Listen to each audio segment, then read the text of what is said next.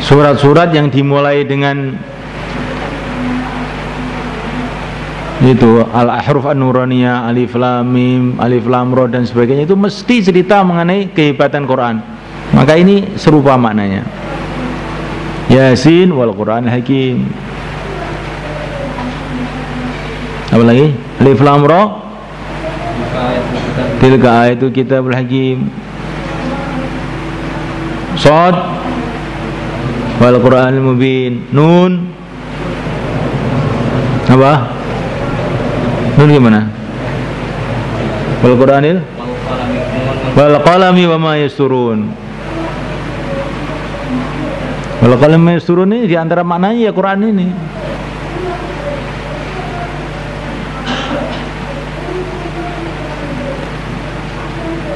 Jadi kita menerima Quran itu dengan mengagungkan, dengan gembira, dengan senang. Karena Quran ini adalah dari Allah, dibawa oleh Rasulullah untuk kita hamba-hamba Allah, dan di dalamnya tidak ada kesalahan sedikit pun. Jadi kalau orang ikut Quran ini mesti benar. Kok salah, yang salah uteknya, yang memahami itu nggak benar.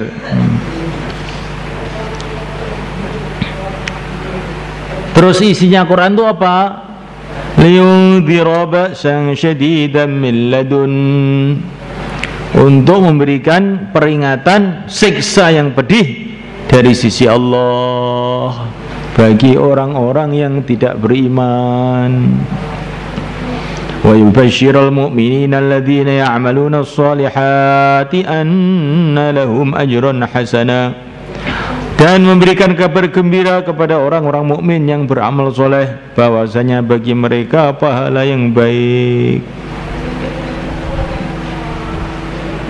Di Quran ini diantara pokok isinya adalah memberikan peringatan kepada orang-orang yang tidak beriman. Hei, depan kamu itu azab yang besar, dan memberikan kabar gembira pada orang-orang yang beriman bahwa di depan kamu itu ada pahala yang besar.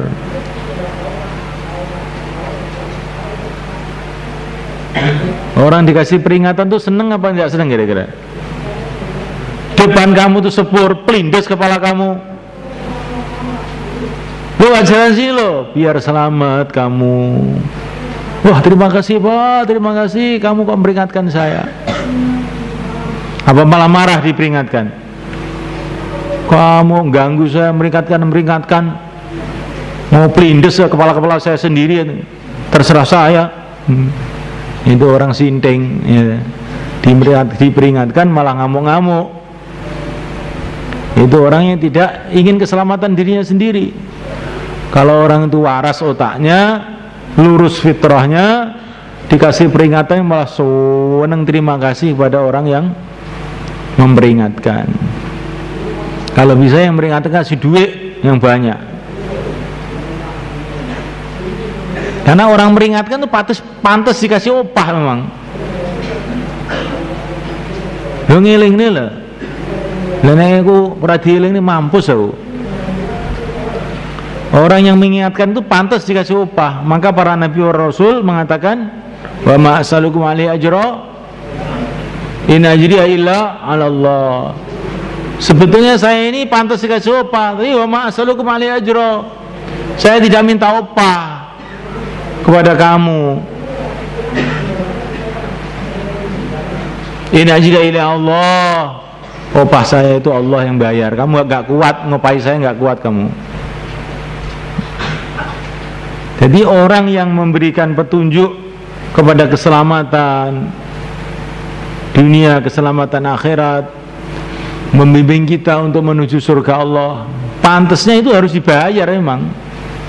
Tapi para nabi, para rasul tidak mau dibayar. In ajriya illa 'ala Allah. Kalaupun minta bayar, wa ma as'alukum alaihi ajra illa mawaddatan fil qurba, saya tidak minta atas dakwah ini upah illa mawaddatan fil qurba, kecuali kamu sayangi kerabat-kerabat saya. Jadi Nabi tidak minta upah kecuali mawaddatan fil qurba. Kita ini diwajibkan, diperintahkan oleh Nabi, kalau kamu memang terima kasih saya kasih petunjuk agama ini, kamu sayangi kerabat-kerabat saya. Kerabat-kerabat Nabi itu apa? Kerabat darah Nabi ya Bani Hashim, Bani Muthalib itu. Keturunan-keturunan Nabi daripada Hasan, Husain, para habaib itu kerabat-kerabat Nabi. Walaupun itu orangnya itu mogel nih, itu kita harus kita sayangi karena mereka itu kerabat Nabi. Ini kerabat yang dari nasab. Ada kerabat yang karena agama. Siapakah mereka? Al-ulama warasatul anbiya.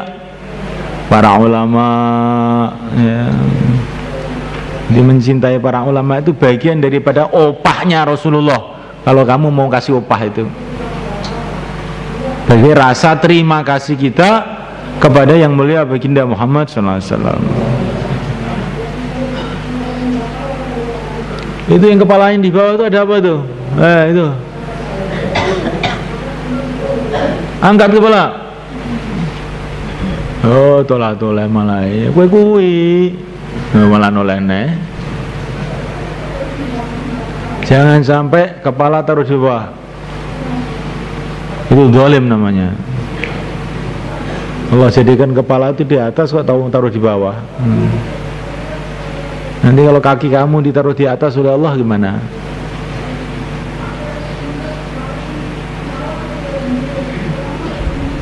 Ini ngaji tafsir ini saya bikin semua itu bisa memahami, insya Allah. Karena Al-Quran itu untuk semuanya, hudan linnas, bukan hudan lil ulama, hudan linnas. Maka saya usaha bikin penafsiran yang semua yang anak kelas 1, kelas 9 daurah itu ngerti semuanya maksudnya. Nafi'un lil mubtadi wal muntahi, insyaallah. Mau saya itu nggak tahu jadi mana, nggak tahu.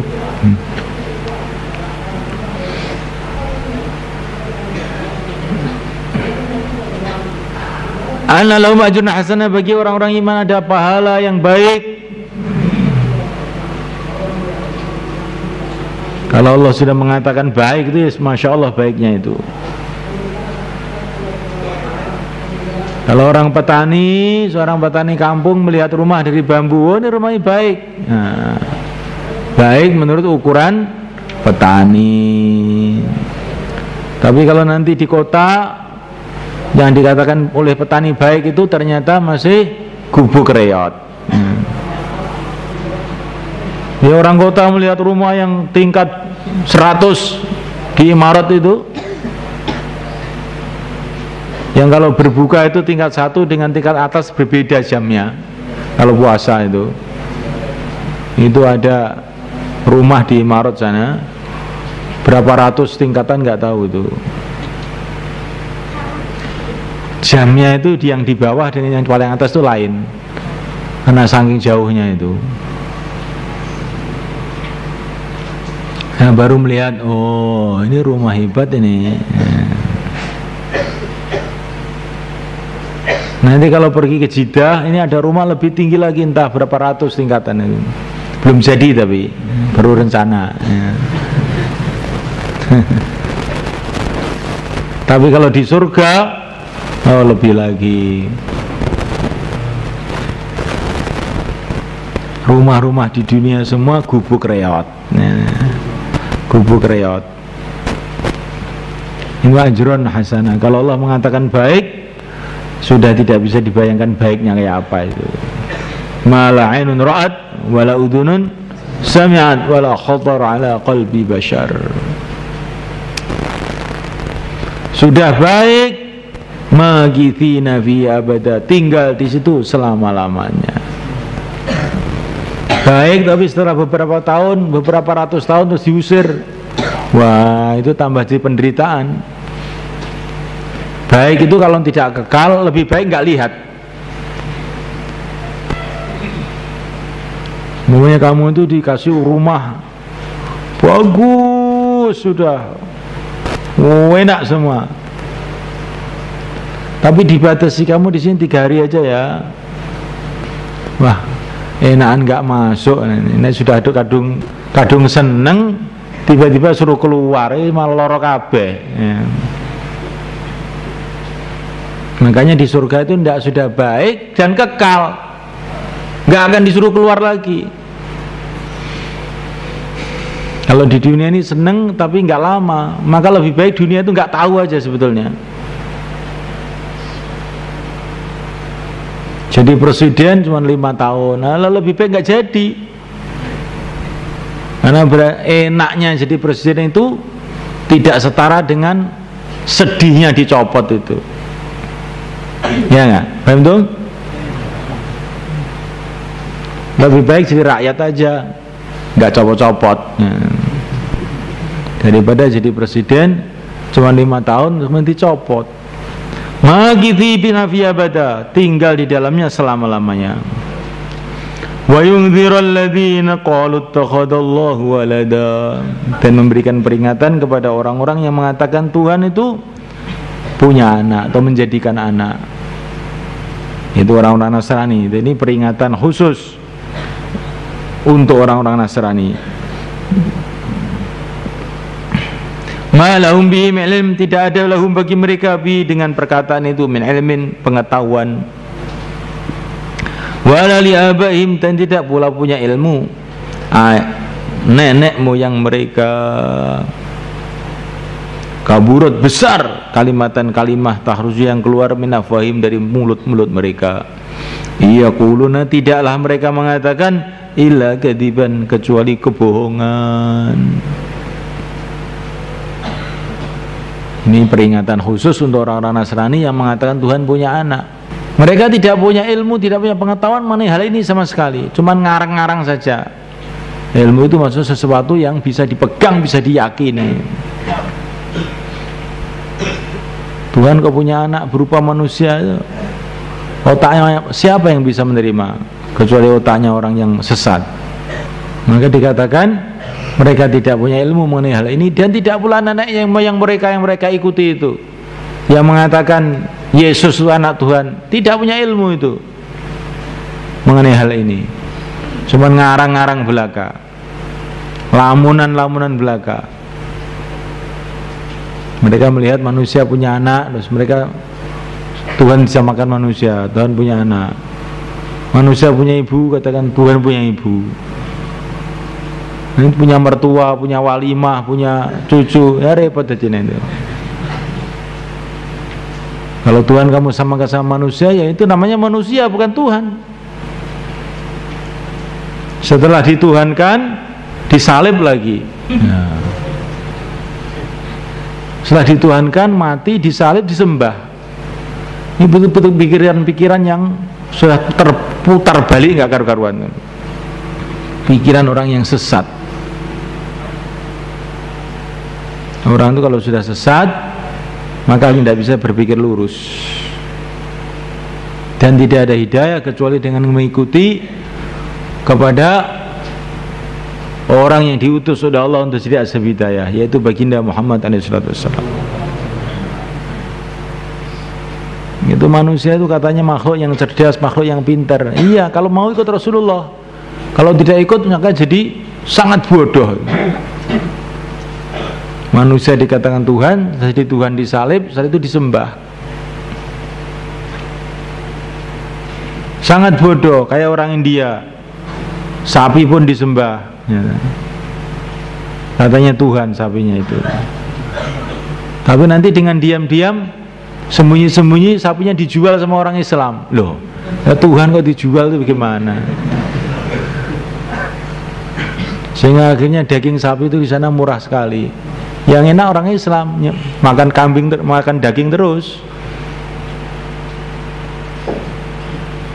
Jadi ini semuanya ini adalah kesesatan. Maka buat kalimat takhruju afahim, betul-betul besar. Ini kesalahan besar maksudnya. Kalimat yang keluar dari mulut ini kalimat besar, kalimat yang betul-betul tidak senonoh. Kok manusia dikatakan anak Tuhan? Karena antara makhluk dengan Tuhan itu sama sekali tidak ada munasabah, tidak ada kesamaan. Manusia dengan binatang ada kesamaan, sama-sama makan, sama-sama minum, sama-sama tidur, sama-sama kawin, sama-sama punya daging, sama-sama punya macam-macam. Banyak kesamaan. Walaupun manusia dengan binatang itu banyak kesamaan, tapi kalau dikatakan kepada orang, ini kambing ini anak kamu tuh ini, nah, maka dia marah-marah. Gimana? Tak tempiling kamu. Nah.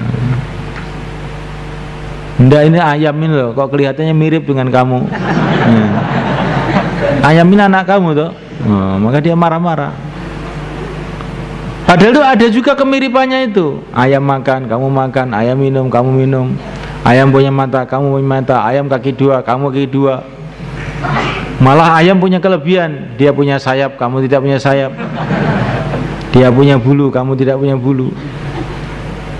Tapi kalau dikatakan ayam anak kamu, marah. Bagaimana orang mengatakan manusia anak Tuhan? Itu betul-betul kaburat kalimatan takhruju min afwahihim iyaquluna illa kadziba.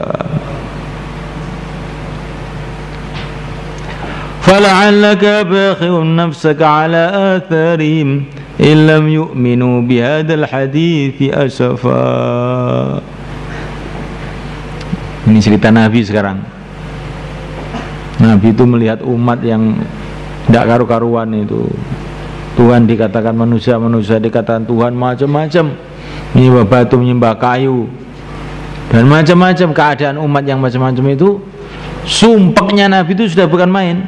Sehingga fala'allaka bakhi'un nafsaka, fala'allaka mungkin engkau hai Muhammad bakhi'un nafsaka, akan menghancurkan diri kamu sendiri, ala atharihim, di belakang mereka, setelah mereka berpaling. Illam yu'minu, bila mereka tidak beriman bihadzal hadithi, dengan pembicaraan ini yaitu Al-Quran, asafan, karena sedih. Jadi mungkin Muhammad, engkau akan membunuh diri kamu sendiri, saking sedihnya melihat orang-orang yang tidak beriman. Maka yang bisa memahami ayat ini hanya orang-orang yang mau dakwah sungguh-sungguh. Orang itu kalau dakwah sungguh-sungguh akhirnya timbul sayang pada umat. Setelah sayang pada umat, melihat umat berbondong-bondong menuju keburukan ini jadi sedih, rasanya mau bunuh diri aja. Tapi kalau orang itu tidak mau dakwah, nggak akan bisa memahami ayat ini. Masa bodoh, biarlah berjalan menurut keyakinan masing-masing. Mau ke neraka biar ke neraka, ke surga biar surga. Ini kan zaman demokrasi. Ini kalau orang nggak mau dakwah akhirnya begini ini. Dan teman-temannya yang nggak mau dakwah mendukung juga. Oh bagus, kamu orang berwawasan luas, kamu itu. Semua orang ke neraka kamu izinkan, ya.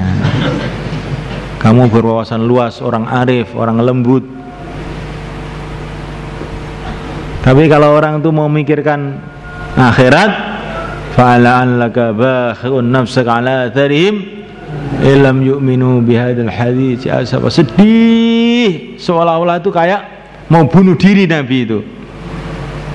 Ini sedihnya Nabi melihat umat. La'allaka bakhi'un, bakhi' itu maknanya yang menghancurkan, membunuh dirinya sendiri, menyembelih dirinya sendiri, karena saking sedihnya melihat umat.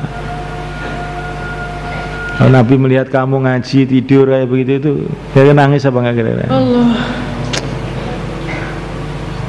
Saya ini bukan malas Pak, saya lapar. Nah, sudah makan kekenyangan. Coba dibaca mulai awal Umar, mulai ayat awal. Nanti kalau ada fikir saya ulangi lagi. Ini.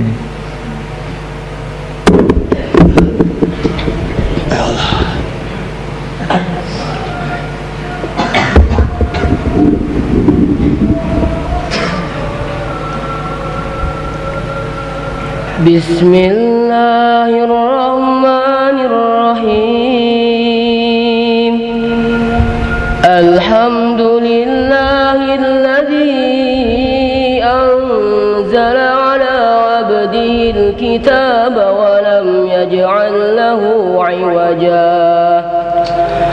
قيما لينذر بأسا شديدا من لدنه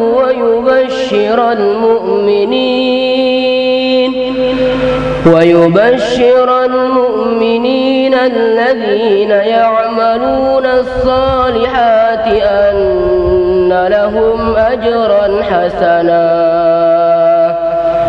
ماكثين فيه أبدا وينذر الذين قالوا اتخذ الله ولدا ما لهم به من علم ولا لآبائهم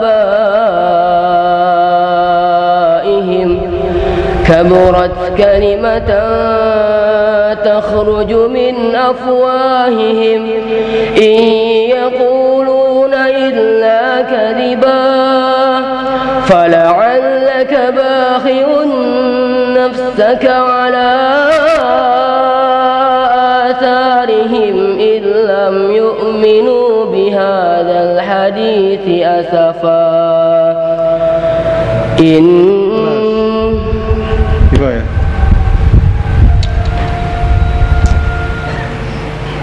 Jadi itu baca Quran terus kamu renungi apa yang pernah kita bicarakan tadi, kita renungi kalau membaca Quran itu. Jadi Quran ini kayaknya tidak berhubungan tapi berhubungan. Jadi setelah cerita mengenai bagaimana Quran itu untuk memberikan peringatan kepada orang-orang yang tidak beriman dan kabar gembira untuk orang-orang yang beriman. Ini cerita ini maknanya apa? Maknanya Rasulullah ya begitu, memberikan peringatan kepada orang yang tidak beriman, kabar gembira pada orang yang beriman. Karena apa? Karena khuluquhul Quran. Jadi kalau Quran itu memberikan peringatan, berarti ya Nabi memberikan peringatan. Nah setelah memberikan peringatan itu bagaimana? Fala'allaka bakhi'un nafsaka ala atharihim illam yu'minu bihadzal hadits ya safa. Nabi itu sedih melihat orang-orang tidak beriman itu. Maka diingatkan oleh Allah dalam ayat ini, jangan terlalu sedih, maksudnya begitu. Fala'allaka bakhi'un nafsaka ala atharihim, maksudnya kamu jangan terlalu sedih Muhammad, sehingga kamu akan membunuh diri kamu sendiri karena sedih, jangan. Maka ini ayat ini peringatan kepada orang yang sedih. Tapi kalau orang yang tidak sedih, bagaimana bisa diberikan peringatan? Kamu jangan sedih loh, memang saya nggak sedih kok ya. Orang yang melihat umat itu masa bodoh, kamu jangan sedih mikirkan umat, saya nggak sedih kok. Yang bisa memahami ayat ini hanya orang yang sedih ya. Kalau orang itu sedih mikirkan umat, terus membaca ayat ini, fala'allaka oh jangan terlalu sedih kamu. Oh iya, karena kalau kamu terlalu sedih, kamu nanti stres nanti kamu. Ini ayat-ayat ini serupa dengan ayat yang lain. Wala tahzan alaihim wala takum fi dhaiqim mimma yamkurun. Coba ayatnya ini gimana, Mbah? Wala tahzan alaihim. Temu. Surat apa itu? Ketemu. Siapa yang ketemu? Wasbir wa ma sabruka illa billah. Siapa baca?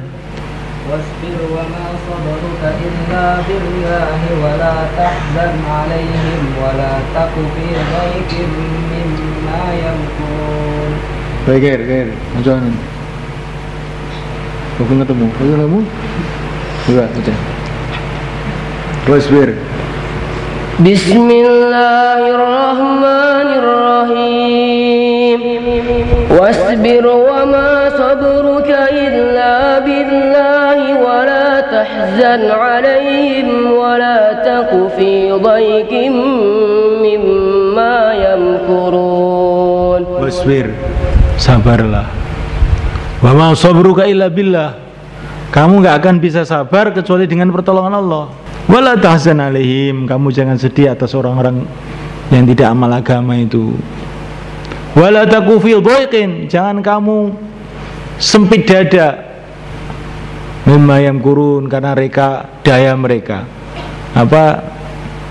usaha-usaha buruk mereka. Wala tahzan alaihim wala takum fi dhaiqim mimma yamkurun. Jangan kamu bersedih atas mereka, dan jangan pula dada kamu sempit karena makar-makar mereka, usaha-usaha buruk mereka. Siapa yang bisa memahami ayat ini? Ya orang yang sumpek mikirkan umat ini. Itulah orang-orang yang dakwah. Kalau orang tidak dakwah nggak bisa memahami ayat-ayat begini ini. Banyak ayat-ayat yang sifatnya itu menenangkan hati Rasul dalam Quran itu banyak. Apalagi ayat yang lain. Apa? Nah, ayat apa lagi Mbah? Yang isinya menenangkan Rasul itu apa? Ayo apa? Ayo lafaz. Ayat-ayat yang isinya menenangkan hati Rasul yang sedang gundah gulana mikirkan umat ini. Nah tadi sudah dibaca itu. Ada lagi? Cobanya. Bismillahirrahmanirrahim. Wala tahzan 'alaihim wala takun fi dhaiqin mimma yamkurun. Wa yaquluna mata hadzal Ya sudah. kuntum shadiqin. Ahsanta. Yang lain? Bismillahirrahmanirrahim. La'allaka bakhi'un nafsaka an la yakunu mu'minin. Oh, saya kira ayat Al-Kahfi tadi. La'allaka bakhun di mana? La'allaka bakhi'un nafsaka an la yakunu mu'minin. Terus Inna sya'nu nazzil 'alaihim minas samaa'i ayatan fadhallat a'naquhum laha khadi'in. nah sama ini, serupa ayat ini. Lagi siapa yang Ahlul Quran ini boleh juga mengeluarkan suaranya. Ini dikira yang boleh yang Umar saja, bukan. Yang lain boleh kalau bisa bunyi. Nah, coba. Ini kan orang-orang kubro banyak di sini. Walaqad na'lamu annaka yadhiqu sadruka bima yaqulun. Bagus, terus. Fasabbih bihamdi rabbika wa kun minas sajidin. Diulang lagi. Walaqad na'lamu. Terus. Walaqad na'lamu annaka yadhiqu sadruka bima yaqulun. Allahu Akbar. Fasabbih bihamdi rabbika wa kun minas sajidin. Masyaallah. Walaqad na'lamu annaka yadhiqu sadruka bima yaqulun. Saya sudah tahu bahwa hati kamu itu sedih karena perkataan-perkataan orang-orang kafir itu. Muhammad, saya sudah tahu kalau kamu itu sedih dengan omongan orang-orang kafir itu. Sudah, nggak usah kamu pikirkan teman-teman.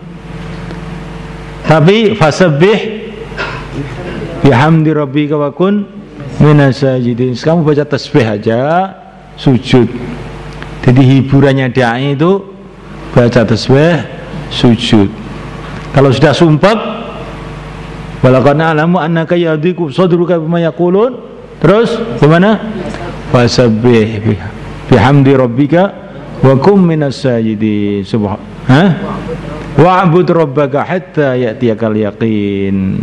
Ini hiburannya wong dakwah kan kau. Jadi dakwah kesel terus zikir subhanallah wa bihamdi sujud, subhanallah wa bihamdi sujud. Bukan hiburannya ke Madiun. Itu hiburannya anak SMP itu. Anak SMP yang celananya pendek itu loh, tahu loh. Itu kalau sumpah ke Madiun. Kalau santri, kalau sumpek baca tasbih sama sujud. Gimana? Insyaallah. Ini jenenge satrio yang ngono iki, Kang. Satrio iki hiburane ning tirakat. Nah, puasa ya. Zikir, hiburannya itu begitu itu. Zikirannya itu dalam kebaikan. Itu kalau orang-orang soleh, calon-calon wali. Nah, Allahumma ij'alna minhum. Ya, sudah. Subhanallah.